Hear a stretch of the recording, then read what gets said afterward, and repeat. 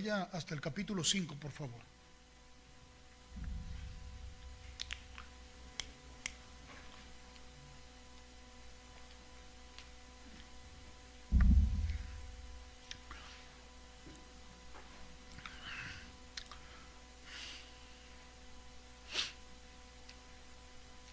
En el principio, cuando Dios creó los cielos y la tierra, los creó para que fueran habitados.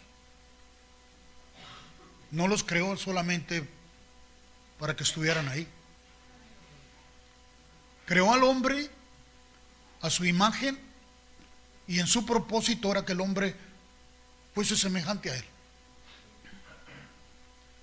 Ese propósito no se ha alterado. Ese propósito el Señor lo ha guardado en su corazón. Que el hombre sea la imagen y la semejanza de él. El captar, el recibir, el obtener la semejanza de Dios requiere, demanda cercanía con Él, para que la influencia de Él se vaya plasmando en nosotros. Ese principio no ha cambiado, pero un evento que vino a trastornar al hombre evitó que eso se cumpliera. En la entrada del pecado. El pecado vino a irrumpir y a interferir con el plan y el propósito para que el hombre no recibiera esa semejanza de Dios. Recibir o adquirir la semejanza requiere comunión, requiere intimidad, requiere compañerismo, requiere convivencia.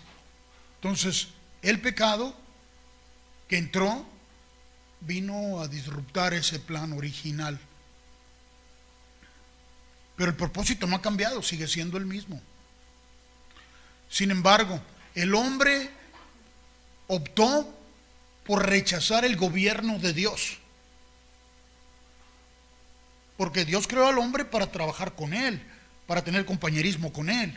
Y su deseo siempre fue de que el hombre fructificara y se multiplicara y que llenara la tierra. Y la forma de gobierno para el hombre, para la humanidad, era la dirección de Dios. Porque Dios fue el que creó todo. Sin embargo, cuando entra el pecado, el hombre rechaza abiertamente el gobierno de Dios. Y le es ofrecido o se le ofrece otro diferente tipo de gobierno. Se le hace pensar al hombre que puede gobernarse a sí mismo. Y digo, se le hace pensar porque el pecado al entrar en el corazón del hombre trajo separación de Dios. ¿Y quién fue el que propuso el pecado? Sino el enemigo del hombre, una criatura también, otro ser creado por Dios que rechazó en su momento el gobierno de Dios y se rebeló en contra de Dios. Usted, si lee desde el Génesis, se encuentra que ahí estuvo Lucifer, ahí estuvo Satanás para venderle al hombre, influenciar sobre el hombre, para que el hombre no creciera en la semejanza de Dios. Y estableció un nuevo diseño de gobierno. Y usted conoce, todos nosotros nacimos en la cultura de ese nuevo gobierno. El gobierno humano que tiene una influencia diabólica. Todo gobierno humano que usted conoce, su origen está en el perverso.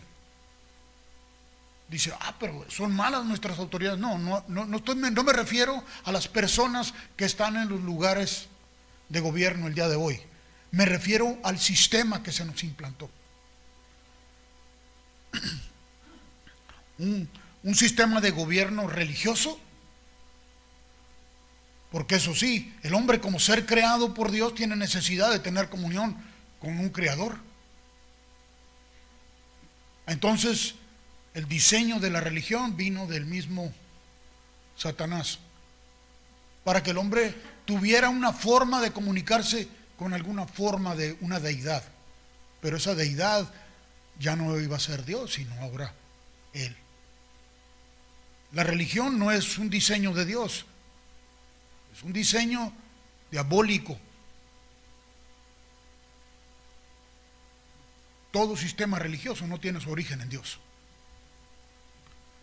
Diseñó también un sistema de gobierno político, porque como somos entes que necesitamos vivir en comunidad, que vivimos en sociedad, somos una sociedad humana, pues se requiere de un sistema.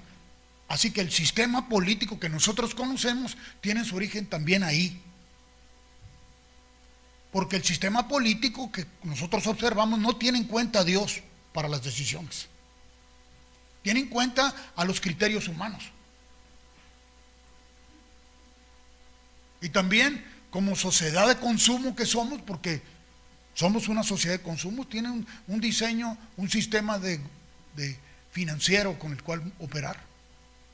Y todos los esfuerzos que los hombres han hecho por tratar de lograr la equidad en el mundo han sido obsoletos, han sido inútiles. Porque hay tanta injusticia en el mundo. No porque Dios lo diseñó así, sino porque el hombre abandonó el gobierno de Dios para adoptar un sistema de gobierno que le fue ofrecido por el enemigo de Dios. Y es lo que nosotros conocemos. Todos nosotros se nos fue dado el regalo, el don de tener una capacidad de razonar a todos. Es un don de Dios. Dios nos hizo diferentes al resto de la creación, porque al hombre lo hizo conforme a su semejanza, a su imagen, con capacidad de razonar. Antes del pecado, esa capacidad era para que pudiéramos, por decisión propia, por voluntad propia, poder dirigirnos a Dios, porque al ser semejantes a Dios, o al haber sido hechos para ser a la semejanza de Dios, teníamos que tomar decisiones iguales que Dios, o ejercitar esa voluntad para poder nosotros de libre voluntad, si no, no somos semejantes, fuéramos marionetas en manos de Él. Pero no, nos hizo con esa capacidad de razonar. Mas esa capacidad de razonar que nosotros hoy está pervertida también. ¿En qué contexto? ¿De qué manera? Bueno, leamos aquí en el capítulo 5 de la primera carta a los Corintios lo que dice. Está hablándole a la iglesia que se establece en Corinto. Estas son personas que ya son salvas, pero que están teniendo problemas internamente. Ya son salvas, ya el reino de los cielos descendió a ellos y ellos recibieron el reino de los cielos, pero está habiendo dificultades aquí. Dice, verso 6 dice, no es buena vuestra jactancia. Está dirigiéndose a la iglesia porque dentro de la iglesia están ocurriendo cosas muy terribles. Gente que ya es salva pero que está incurriendo en pecados. Y la iglesia está tolerando esos pecados. Y cuando dice que no es buena la jactancia, ¿usted entiende lo que es jactancia? Cuando creemos que nosotros tenemos un criterio muy acertado para cómo manejar las cosas.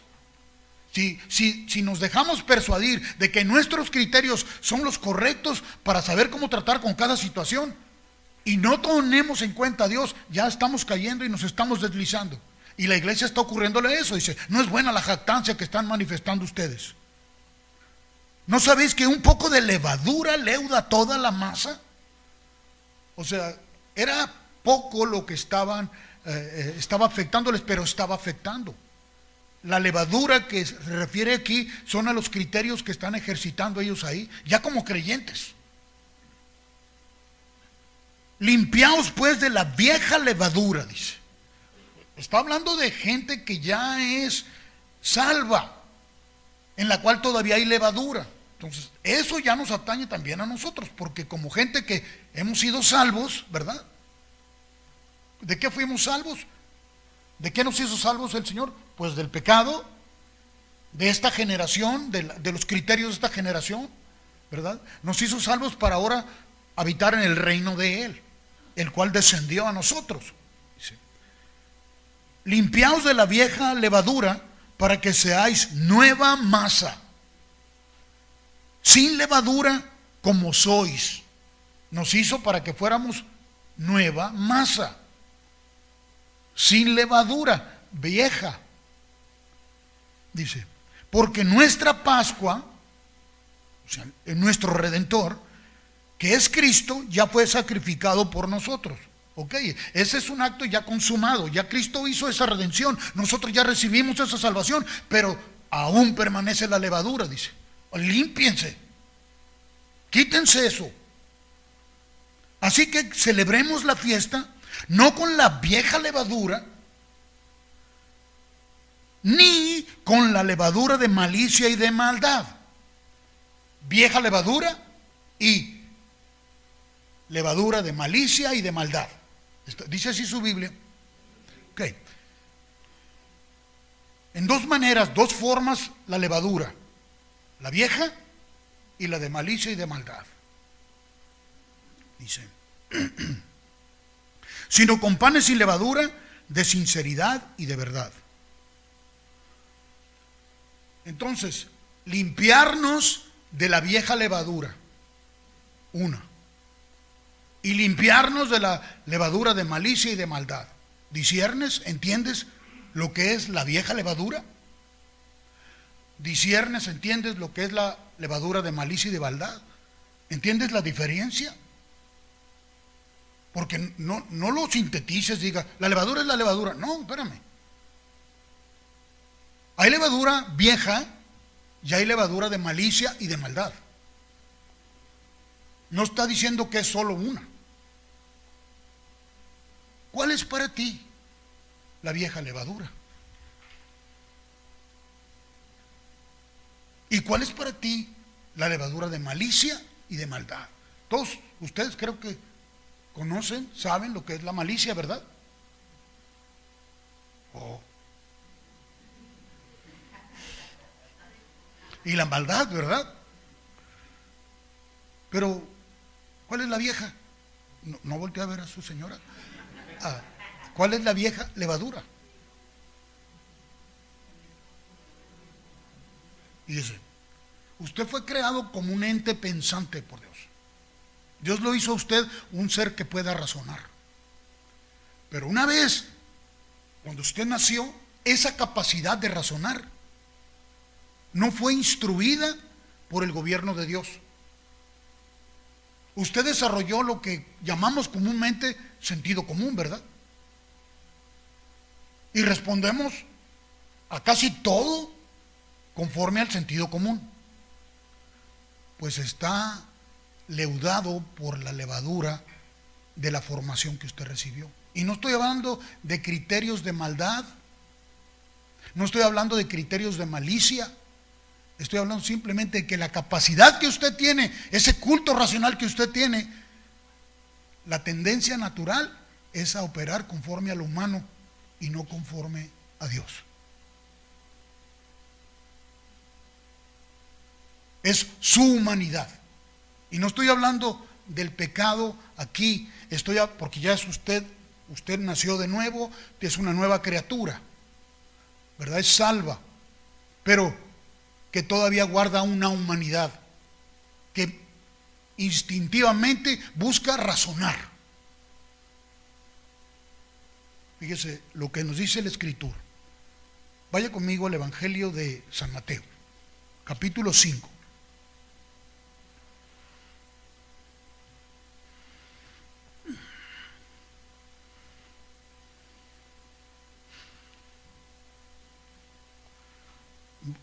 Lea conmigo el versículo 17, dice, no penséis, está advirtiendo aquí, ¿no? Es como cuando le van a plantear a usted algo y lo primero que le dicen, no quiero que vayas a pensar mal de esto. Ok, camina conmigo antes de que te me adelantes. Ok, porque Dígame si no nos es muy sencillo llegar a conclusiones rápidamente, antes de que se termine de plantear alguna situación. Yo ya sabía. ¿Por qué? Porque vamos siempre a usar o a buscar usar esa capacidad, ese culto racional que tenemos inmediatamente conforme a las estructuras que nos fueron planteadas desde el principio de nuestro nacimiento, nuestra creencia. Así fuimos creados. Y todavía no estamos hablando de malicia o de maldad, simplemente que rápidamente nos prejuiciamos, sacamos conclusiones. Esa capacidad está dañada por la cultura en la que nacimos, la cultura humana que le dio formación a nuestra capacidad de razonar. ¿Me explico? ¿No? Ok. ¿Me expliqué? No, todavía no estoy seguro si me entendió, pero espero que el Espíritu Santo sea el que le aclare. Dice, no penséis que he venido para abrogar o para cambiar o para anular la ley o los profetas. No, dijo Jesús, de ninguna manera. No he venido para abrogar, sino para cumplir. Entonces la ley es buena, es santa y es justa. Sin embargo, Jesús empieza diciéndoles, yo no he venido para cambiar ni para abrogar la ley, sino vine para cumplirla. Luego dice más adelante, porque de cierto os digo que hasta que pasen el cielo y la tierra, ni una jota ni una tilde pasará de la ley hasta que todo se haya cumplido. O sea, nada va a ser cambiado. De manera que cualquiera que quebrante uno de estos mandamientos muy pequeños y así enseña a los hombres, muy pequeño será llamado en el reino de los cielos. O sea, no va a quedar excluido, pero va a ser llamado muy pequeño porque enseñó mal. Mas cualquiera que los haga y los enseñe, este será llamado grande en el reino de los cielos. ¿Grande en qué? Grande en entendimiento.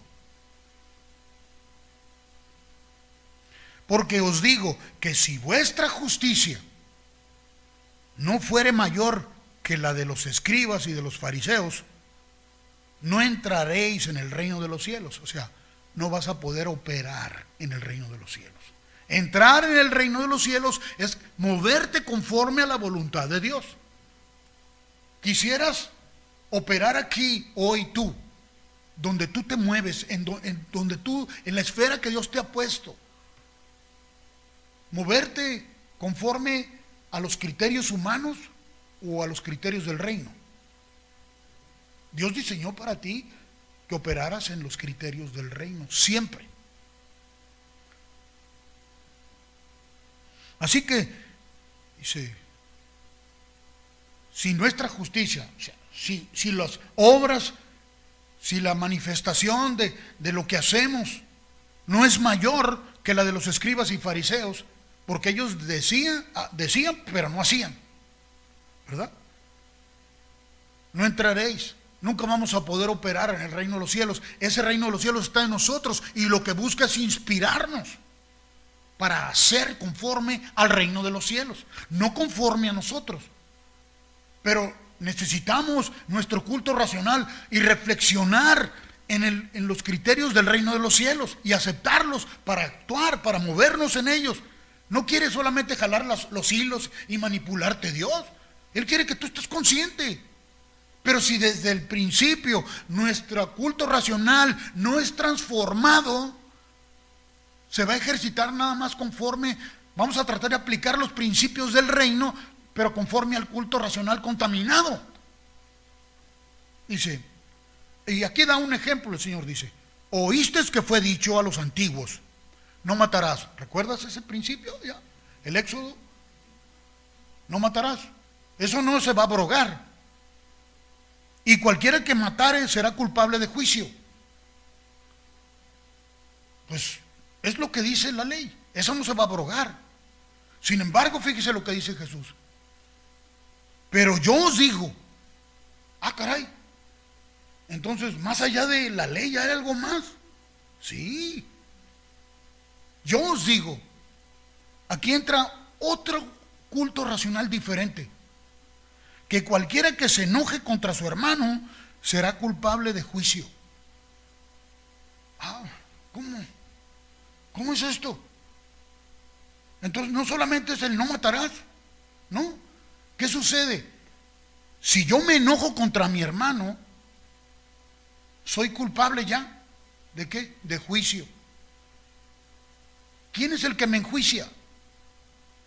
¿Quién es el que te enjuicia? Si tú te enojas en contra de tu hermano, eres culpable de juicio. ¿Entiendes lo que es el juicio? Te vas a encontrar atrapado en un criterio. Vas a mantenerte resentido en contra de tu hermano. Si tú te enojas, ya te hiciste culpable de eso. Si lo que hizo tu hermano te lo permites, entonces no se trata nada más de no matar, sino de no permitir que las acciones de nuestro hermano nos provoquen a ira, nos enojen. Ayer me habló un hermano nuestro, muy tempranito, casi de madrugada. Yo estaba en la cama todavía.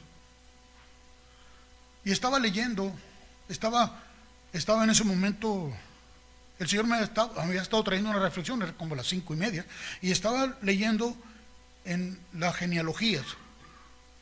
Estaba contando las generaciones desde Adán hasta Jesús. Estaba en eso, pero como estaba oscuro y no quería prender la luz porque mi esposa estaba dormidita y yo sé cómo se pone cuando la despierto. Entonces, y no me quise salir de las cobijas porque estaba bien helada la casa. Agarré el teléfono y busqué mi Biblia ahí y pues se pone con la luz y ya la estaba viendo y estaba yo en el conteo de cada una de las generaciones. Y obviamente prende el teléfono y aunque está expuesto a que timbre, ¿verdad? O a que entre notificaciones. Y yo creo que cuando entraron algunas, mi esposa despertó y me dice, ¿qué estás haciendo? Y le dije, es que estoy leyendo. ¿Estás loco?, me dijo. Ya me lo han dicho muchas veces. ¿Estás loco? Yo estaba contando las generaciones. ¿Usted sabe cuántas generaciones hay desde Adán hasta Jesús? Ya sé que son muchas, pero ¿usted sabe cuántas son? Pues me tuve que poner a contar. Cuando estaba yo contando, después de que me dijeron que estaba loco, seguí contando y ya me interrumpió y me tuve que volver otra vez al principio porque soy malo para contar y otra vez ahí estoy. Cuando me entró una notificación de este muchacho, un mensaje, ¿estás despierto? Y otra vez se me perdió la cuenta. y ya le iba a responder enojado. No, estaba esperando tu llamada. Pero no, como a las 5:30 de la mañana y me dice, ¿estás despierto? Pero no me permití enojarme. Entonces, ahorita le voy a responder. Ya me fui, ya me encontré. Conté hasta Jesús, 76 generaciones. Si contamos a 50 años por generación, usted diga, no, dale 30, dale 20, dale 40. No, bueno, si le damos 50, estamos hablando de casi 3,000, 4,000, 3,000 y tantos años, casi 4,000 años. ¿Y por qué estaba contando eso? Déjeme le cuento. Estaba contándolas porque para entender el tipo de influencia de toda la gente que recibió la gente por esa cultura del gobierno humano. Hasta Jesús nada más. De Jesús a la fecha de hoy, todavía cuando Jesús estaba su generación y la generación de los niños que habían nacido y los jóvenes. No los estamos contando. Solamente hasta Jesús. Pero de Jesús para acá, ¿cuántas generaciones creen que han nacido? Si estamos hablando de 3,800 años, desde Adán a Jesús, ¿unas 30? ¿Quién da más? Póngale 30 generaciones más o 40, no sé, 30 generaciones. Pero a diferencia de aquellas generaciones, ahora en Jesús, las generaciones que han nacido, la presencia del Espíritu Santo en la iglesia ha sido manifiesta ya. Pero la manera de formación del hombre interior, del culto racional del hombre, todavía no cambia. Todavía no cambia. Mi amigo estaba llamándome porque estaba muy turbado, estaba muy frustrado, porque está yendo a una iglesia en San Diego. El pastor salió a las misiones y dejó a uno encargado ahí. En ocasiones él predica, él enseña, y ha estado disfrutando de la comunión con el Señor y está enseñando a la iglesia cuando a él le toca. Pero se quedó, dejaron a una persona para enseñar en la iglesia, y lo primero que le dijo a la iglesia, y él está sentado ahí, es que mi señora, imagínense que yo les estoy diciendo esto, mi esposa me está diciendo que cuándo voy a leer la Biblia. Yo me paro aquí y les empiezo a platicar. Maggie me está diciendo que cuándo voy a leer la Biblia.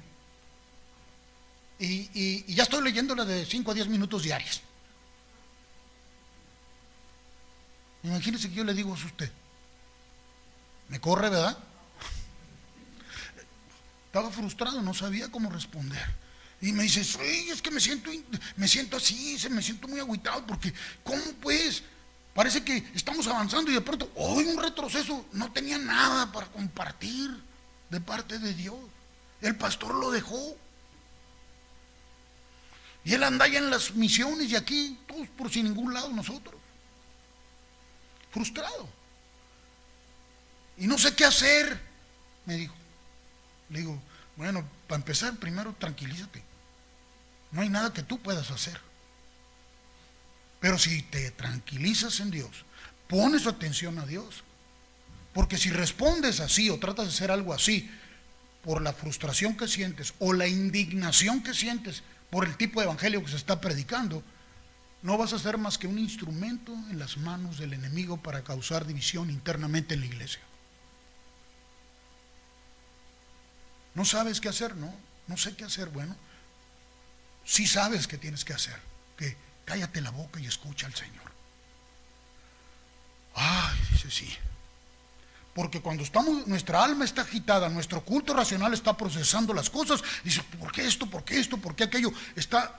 Él es un hombre de Dios, pero su culto racional lo estaba llevando a desesperación porque está oyendo lo que está sucediendo y no está obrando conforme al consejo de Dios porque su alma está turbada. Y cuando tu alma está turbada, tu alma está entretenida, no piensas con claridad. Entonces, para escuchar el consejo de Dios, tu alma tiene que estar quieta. Aquieta tu alma en el Señor. ¿Cómo? Pues solamente piensa en el Señor. Dile, Señor, reconoce que necesitas de su paz. Dijo, mi paz os dejo, mi paz os doy. No es como que la tienes que andar buscando, solo enfócate en Él. Y se tranquilizó, estuvo más tranquilo y entendió. El culto racional no puede ser el que nos guíe a nosotros. El culto racional tiene que ser instruido por el Espíritu de Dios. Si no, rápidamente vas a sacar tus conclusiones, aunque seas un hombre o una mujer de Dios. Y es lo natural. Ahora lo entiendo. Yo entiendo lo que le estás sintiendo. Yo te entiendo lo que estás sintiendo, porque me pasa exactamente lo mismo. No soy diferente a ti, soy tan humano como tú. Pero no puedo permitirme, no le puedo permitir a mi sentido común. Pues si alguien está haciendo mal, ve y corrígelo, ve atiéndelo, ve, haz esto, amonéstalo, llama la atención. No, espérate, si escucha a Dios y Él te va a decir lo que hay que hacer. Si no, vas a correr a querer resolver las cosas. Siempre el culto racional va contrario a la voluntad de Dios. ¿Por qué? Porque nacimos en esa cultura. Esa es la vieja levadura. ¿Cuánto confías en tu manera de procesar las cosas? ¿Cuánto descansas en que tú ya sabes la Biblia, que tú ya sabes lo que dice y que tú ya la puedes aplicar? Y te olvidas que hay un espíritu que está ahí para darte instrucción, guianza, reposo, para que solo hables lo que tienes que hablar. Tú no puedes cambiar las cosas.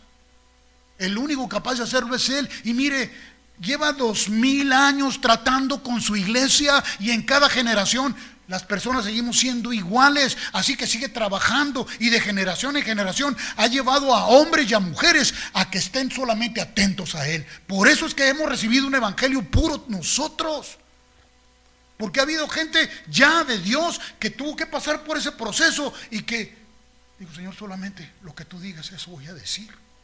Y no me le voy a dejar que mi mente me guíe, me dirija, para querer corregir las cosas que veo que están mal. Porque ¿quién no puede ver lo que está mal? ¿Quién no puede ver la iniquidad y la injusticia? ¿Quién no puede ver cuando alguien hace cosas que no se deben de hacer? Juzgamos conforme al hombre natural, al culto natural que recibimos, que fue formado, ¿verdad? Resuélvelo. Es que estoy viendo que el hermano no está haciendo lo que debe de hacer. Bueno, confía en el Señor y descansa y espera que Dios ponga inspiración en ti para corregir, pero que lo corrija a Él, no tú, que sea su consejo, no el tuyo. Es que yo ya sé lo que dice la Biblia. Pues sí, aquí dice la Biblia que lo agarraron y entréguenlo a Satanás. Y dice también ahí que Judas corrió y fue y se ahorcó. Pues ve tú, ya es lo mismo, también dice ahí, otra parte. O sea, el culto racional te dice muchas cosas diferentes. Mire, voy a continuar aquí, pero vaya conmigo ahorita para ver otro ejemplo más claro. Vaya al libro de los Hechos.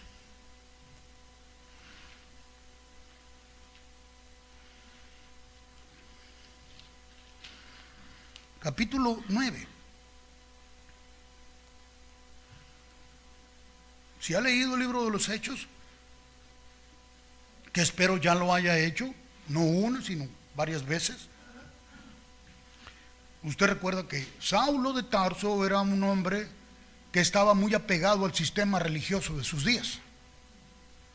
Era un hombre que quería ser temeroso de Dios.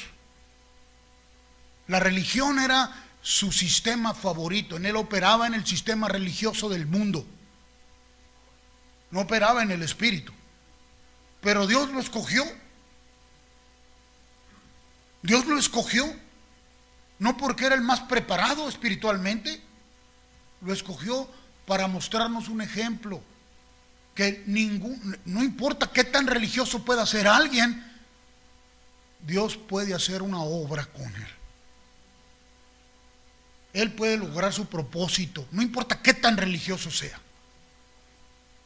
Para que no volteemos y nos sintamos muy arrogantes. Es que son muy religiosos ahí. ¡Ey! Dios trata con todos. No hace acepción de personas. Están mal. Bueno, qué fácil es apuntar a lo que se ve, ¿no? Pero el Señor dice, no veas tú las cosas que se ven, sino las que no se ven. ¿Cómo dice que Dios declara las cosas que no son como si fueran? Porque Él lo declara así, porque Él lo cree así, porque Él opera así. Es que estamos nosotros aquí. ¿Qué éramos nosotros? Pero aquí estamos hoy en el Señor. Fíjese. Entonces, Dios trata con este hombre religioso, recalcitrante, y lo lleva a Damasco y está ahí ciego, porque se lo encuentra en el camino y se confronta con el Señor y lo meten en Damasco. Estuvo ahí 3 días y no comió ni bebió. Estoy leyendo el versículo 9. Dice, verso 10 del capítulo 9. Dice, había entonces en Damasco un discípulo del Señor, llamado Ananías, a quien el Señor dijo en visión, Ananías. Y él respondió, heme aquí, Señor. ¿Cómo respondió Ananías? Aquí estoy, Señor. Dios sabía que él estaba ahí, pero él está diciendo, presente. Estoy consciente, Señor. Yo sé que me estás hablando, te estás dirigiendo a mí. Cuando Dios te hable, no es como que Dios está diciendo, ¿dónde andas? ¿Dónde andas? No. Él sabe dónde estás y te llama y motiva tu corazón, y tú lo único que tienes que decir, presente, Señor. ¿Por qué? No porque Dios no sabe, sino porque tú le estás diciendo que estás abierto, que estás dispuesto, que estás receptivo a Él. Ay, es que me habló una voz y no supe. ¿Cómo no? Si Dios sabe cuándo se revela a nosotros. No tengas temor de pensar cuando es Dios, porque la carta de representación del Señor es que te da paz inmediatamente. Tú sabes que es Dios.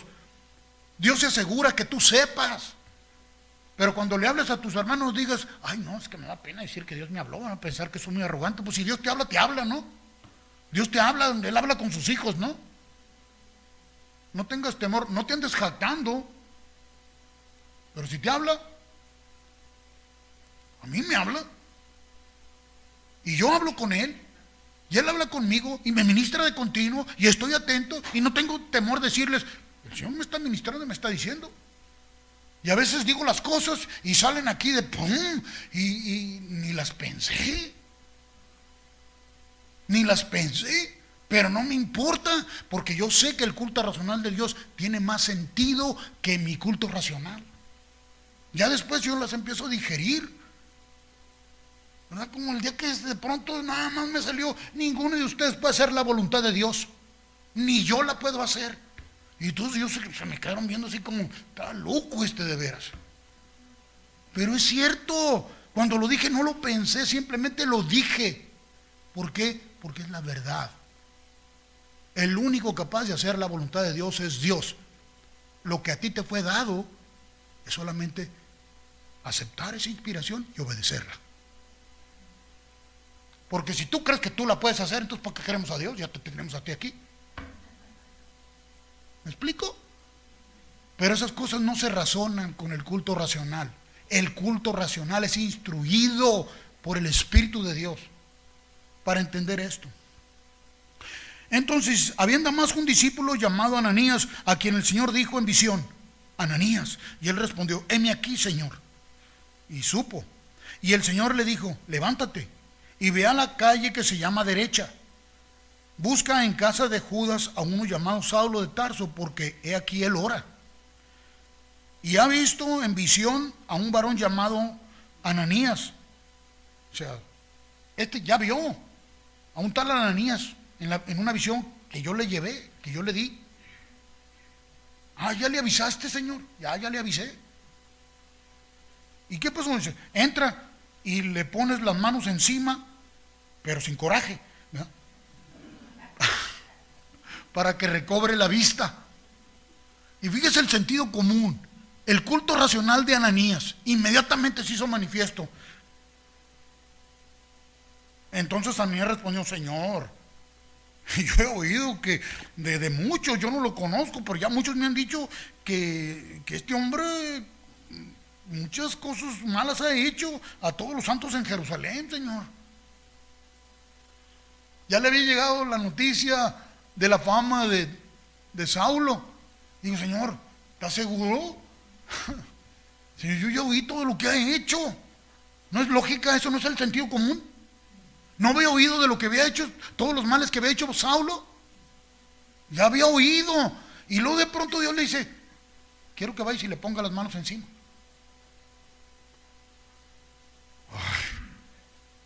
¿Qué te dice la lógica?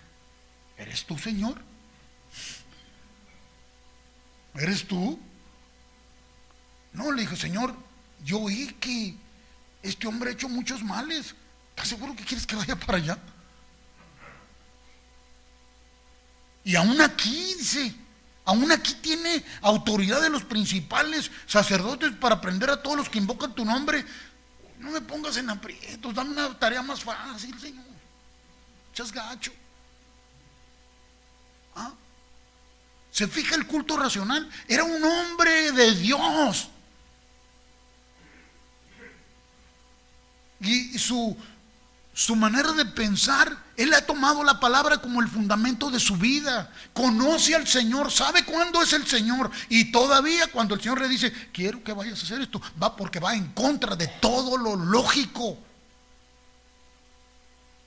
Y no dijo, ve y ponle las manos hasta que lo dejes bien morado, para que se le quite y aprenda.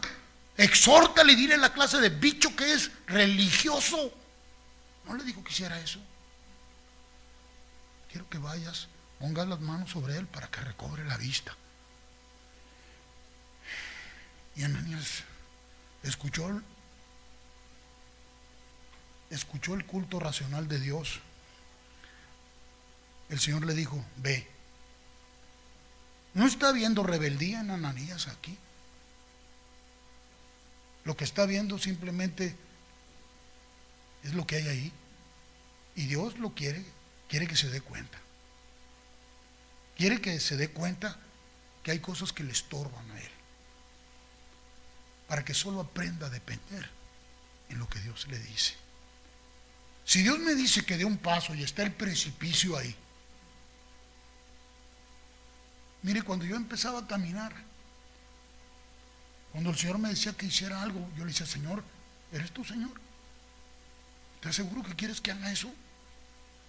No veo dónde pisar.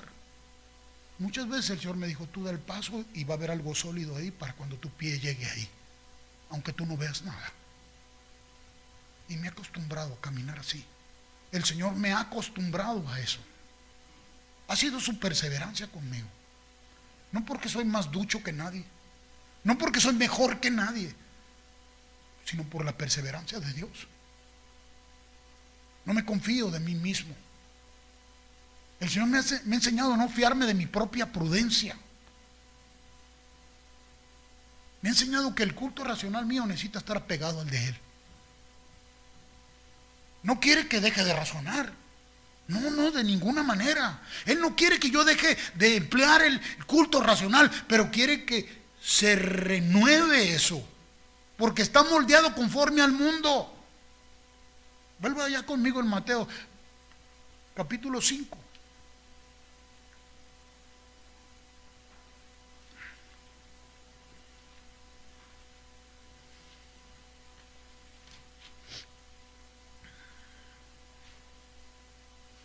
Vaya al verso 27. Nuevamente Jesús dice, oíste que fue dicho, y está citando la ley nada más. No cometerás adulterio. Pues sí, ya eso ya lo sé, Señor. Pero yo te digo que cualquiera que mira a una mujer para codiciarla ya adulteró con ella en su corazón. Entonces, a ver, quiero usar el sentido común aquí, Señor. ¿Sí? Si lo sigues usando así, decir, no, yo no he adulterado, jamás he ido yo con una mujer, nada, pero en la mente, ¿cómo está la cosa? Tu hombre natural, ¿a dónde se inclina? ¿Luchas con eso? ¿Te das cuenta que el culto racional es una cosa, es un don de Dios, pero que a la misma vez está tergiversado la manera como lo empleamos? La manera de pensar, simplemente la capacidad para razonar, la aplicamos conforme a un sistema en el que fuimos instruidos, a usar el sentido común. ¿A quién le dan pan que llore? O sea, a que uses y emplees el sentido común, pero está dañado, necesita ser renovado. Dice, no os conforméis a este siglo, sino transformaos, ¿verdad? Y luego dice, presentar vuestros cuerpos en sacrificio vivo, agradable a Dios, que es vuestro culto racional.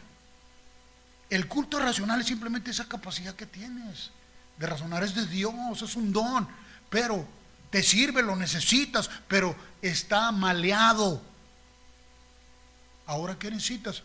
Alinearlo con Dios, siempre. Entonces, recibas de acuerdo al culto racional de Dios, porque también Dios razona, ¿sabes? Si tú razonas, Dios razona también. Sus razonamientos son mucho más altos que los tuyos. Su capacidad de razonar nunca se ha visto contaminada. La nuestra sí. Y ya no estoy hablando de criterios que tengas ahí, guardes. Estoy hablando simplemente de la habilidad y la capacidad de razonar que tienes. No la emplees por la forma que fuiste instruido. Reconoce que antes de tomar o ir a una conclusión, necesitas el consejo de Dios ahí. Siempre. Si no, vas a sacar tus conclusiones. Nosotros vemos lo que tenemos delante de nuestros ojos, ¿verdad? ¿Recuerdas a Samuel, el profeta? Vimos a Ananías, que era un hombre que ya era salvo, que era nacido de nuevo. Pero vemos a Samuel que obedeció a Dios en todo también, ¿verdad? Desde niño fue criado en la ley. Cuando por fin Saúl se rebeló y es desechado, Dios le dice, ahora vas a ir a la casa de Isaí. ¿Isaí, Señor? Sí, vas a ir a la casa de Isaí. Ahí va. De ahí te voy a decir quién va a ser el nuevo rey. Y llega a ver el hermano grande, más grandote, y lo vio y dijo, este es, dijo, Samuel, el sacerdote, dijo, este es. Y el Señor dijo, ese no es. ¿No es, Señor? No. ¿Por qué pensó que era el hermano mayor de David? Pues porque lo vio grandote, lo vio fuerte, ¿verdad? Dijo, este debe de ser. ¿Qué culto racional estaba empleando? ¿El de él? ¿O estaba permitiendo que fuera el Señor que lo dijera? No es, le dijo el Señor. Y todo esto lo está escuchando dentro de él. Le dijo, ¿no tienes otro? Y le trajeron a otro y dijo, este debe ser. Le dijo, no, ese tampoco es. Le trajeron a todos los hermanos. Le digo, ninguno de esos es. Pues entonces, Señor, pregúntale, ¿no tienes otro por ahí? Sí, hay uno que tengo cuidando allá las chivas en el monte. Era el más chiquito. Pues haz lo que venga. Y cuando llegó le dijo el Señor, es eso. El hombre ve solo lo que tiene delante de sus ojos y juzga. Dios no quiere que juzguemos. No quiere que juzguemos. Quiere que escuchemos su juicio. Quiere que el juicio de Él sea el que nos dirija. Y que para eso tú emplees esa capacidad que tienes. Porque cuando lo escuchas, el juicio de Dios, entonces cobra sentido. Cobra sentido. ¿Por qué? Porque entonces ya aceptaste que el criterio de Dios es superior al tuyo. Y entonces empieza a revelarse a ti las motivaciones correctas. Si no, tú aplicas, tú escoges conforme tú ves. Pero, y es que yo ya soy nacido de nuevo, yo ya recibí al Señor, yo ya tengo la plenitud de la deidad morando en mí. Pues sí, la plenitud de la deidad mora dentro de ti, pero bien haces en estar atento a ella. Porque no crees que es en automático que tu culto racional te va a decir lo que es correcto o incorrecto. Siempre tu culto racional natural te va a decir lo que es incorrecto. Siempre. No te confíes de ti. Vemos a los hombres y decimos, ese no tiene salvación. Seguros de los que se van a perder. Porque pues, la Biblia dice que no es de todos. Y que algunos van a apostatar y que algunos esto y que... Mira. No sabemos, dice la Biblia, no juzguéis nada antes de tiempo hasta que venga el Señor. Entonces, es posible que unos se pierdan, es posible que los que menos piensas que se van a salvar, cuando llegues allá digas, wow, Señor, qué tremendo. Pero no quiere que te vayas así, quiere que vivas confiado solamente en su criterio, para que no estés emitiendo juicios acerca de quién sí, quién no, a quién tienes que reprender y a quién tienes que amonestar y a quién tienes que hablarle y a quién no tienes que hablarle. No se trata de lo que tú puedas hacer, se trata de lo que Él quiere hacer para que surja lo que Él dice que es. De ahí nuestra necesidad de siempre estar atento a Dios y no movernos en ninguna otra esfera. No tomar decisiones por nosotros mismos. No emitir juicios porque creemos que ya sabemos. Mire, si el Señor quisiera decirnos quiénes ya están condenados, ya hubiera venido. Pero como Él no quiere que nadie se pierda, que Él quiere que todos procedan al arrepentimiento, pues todavía hay esperanza, ¿no? Esa esperanza está en Él. Porque si no está en Él, ¿dónde está? Está en Él, en su corazón. Y lo que permanece aquí es la fe, la esperanza y el amor. Y en ellas tenemos que operar nosotros. Y sí también, cuando Dios nos mueve por su consejo y su juicio a hablar con alguien para amonestarle, para corregirle, ¿sabe qué? Se van a lograr los objetivos. ¿Por qué? Porque la palabra de Dios nunca vuelve vacía. Tú no vas a terminar frustrado. ¿Por qué? Porque solo estás obedeciendo lo que Dios te dice. Señor, yo ya oí que ese hombre es terrible, he hecho cosas ya, y aquí también, Señor. Tú ve. Yo soy el que está haciendo la obra de corregirlo. Tú ve, ya es lo que yo te digo. ¿Y qué sucedió? ¿Por qué tenemos todas esas cartas tan preciosas? Porque hubo un Ananías que dijo, mejor como tú piensas, Señor, que como yo pienso. Yo ya lo había condenado. Para mí eso es lo que se condenaba, pero resulta que no. O resulta que fue un miembro del cuerpo de Cristo tan valioso para hacer una obra tan portentosa, tan grande que tú hiciste, Señor. y al menos digno según nuestros criterios es al que le diste para que hiciera esto. ¿Quién era Saulo de Tarso? Sepa la bola. Algunos dirán, ni en su casa lo conocían. Por religioso. ¿Quién lo quería? Pues ya todo el mundo perseguía, todo el mundo acusaba. Y ahora resulta que el amor de Dios está manifestándose ahí. La revelación de Dios se está manifestando ahí. No sabemos nosotros. Necesitamos el consejo de Dios siempre. Cuando Dios nos guía a instruir, a corregir, a amonestar a alguien para hacerlo, se va a dar aquello que Dios dice que va a hacerse. Cuando le decía a los profetas, porque también se lo dijo, mira, tú ve y habla, te oigan o te dejen de oír. Eso fue a los profetas. Mas en estos postreros días nos ha hablado por el Hijo, a quien constituyó heredero de todo. Y dijo, si el Hijo del hombre os atrajere hacia sí mismo, fuera levantado, a todos atraerá hacia sí mismo. A todos. Nosotros todos tenemos que confiar en eso. No determines si se van a perder todos o se van a salvar todos. No lo determines, no es de ti eso. O no pienses, no es que sí se van a perder algunos. Bueno, tampoco pienses por ahí. Solo piensa lo que Dios te quiere que pienses hoy. Aplica tu culto racional a solo enfocarte en lo que Dios quiere. Y te vas a dar cuenta las cosas maravillosas que Dios hace. ¿Cómo transforma al hombre? ¿Cómo lo convierte y lo saca de las tinieblas? Porque es su palabra.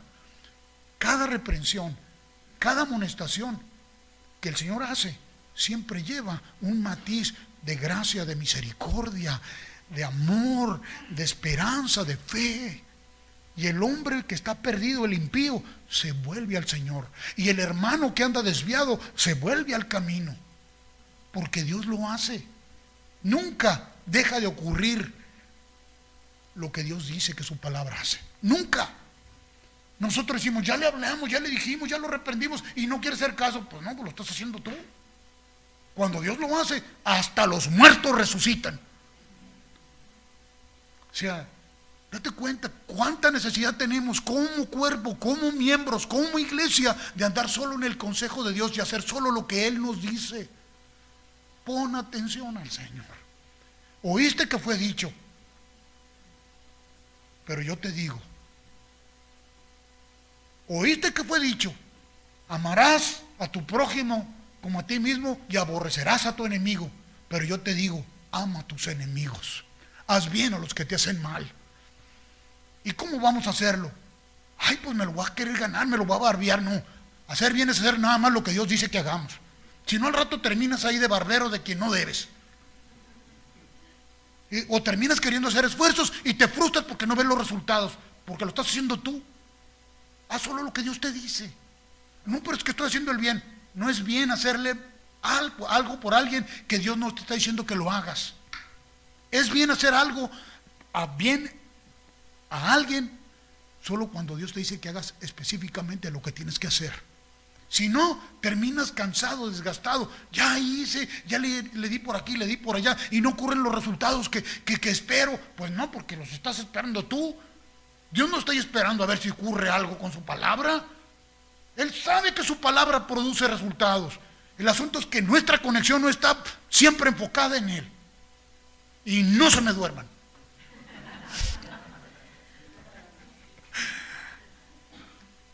Dios es bueno, bien bueno. Mi amigo quería descabecharse al hombre que dejaron a predicarle. No, mijo, tranquilízate. No le impongas las manos.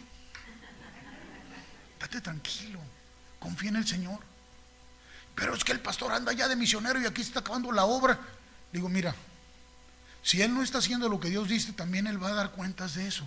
Pero tú tienes que dar cuentas de lo que tú estás haciendo aquí. No te alteres por aquel que prospera en su camino. No te turbes por aquel que hace maldades. Tú haz el bien. ¿Quieres hacer el bien? Haz lo que Dios dice.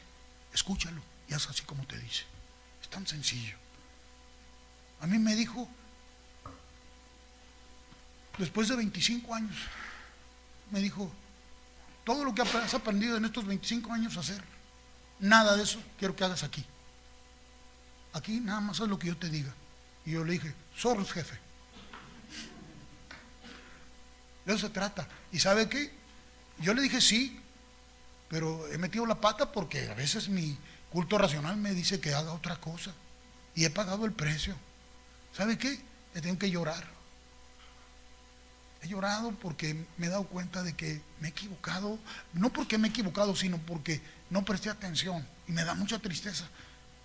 Me da mucha tristeza cuando me apresuro a hacer cosas que no debo. O cuando me indigno y quiero resolver yo las cosas. Pero no se crea. Dios ha sido tan bueno que no me ha desechado. Todavía estoy aquí con ustedes. Y no me ha dicho, ¿sabes qué? Eres un caso perdido. Mejor te traigo. Todavía estamos aquí. Todavía estamos aquí. Y sigo creyendo el Señor que está haciendo esa obra con su iglesia aquí, el día de hoy. Y me refiero aquí en la tierra. No creo que nomás aquí con nosotros. La está haciendo en muchas partes. Y estamos viendo su obra tan preciosa. Y está instruyendo a su iglesia. Porque si el Señor edifica la casa, está bien hecha. Así que los que sobreedificamos, hagámoslo con la sabiduría. Dejemos que ella nos guíe para hacer lo que tenemos que hacer. Ya sea en la familia, ya sea en el trabajo, ya sea en la iglesia, donde quiera que sea. Nada más escuche y no se apresure a querer hacer las cosas usted. Bien. Padre, muchas gracias te damos. Que tu mensaje siempre es bueno, siempre es bueno, siempre es bueno. Tu palabra es buena, es agradable, es perfecta. Tus intenciones son puras. Oh, Padre, estamos tan agradecidos contigo.